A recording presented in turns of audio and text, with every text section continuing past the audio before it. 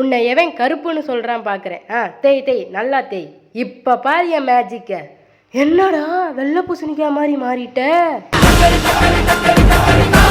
ஒருவேளை பாலுக்கு வயரிங் வேலையெல்லாம் பார்க்க வேண்டியதாக இருக்குது. இதில் பார்த்து பார்த்து என் கண்ணு போயிடும் போல. டே பார்த்துடா முல்லை மெதுவா முல்லை சாப்பிட்றா.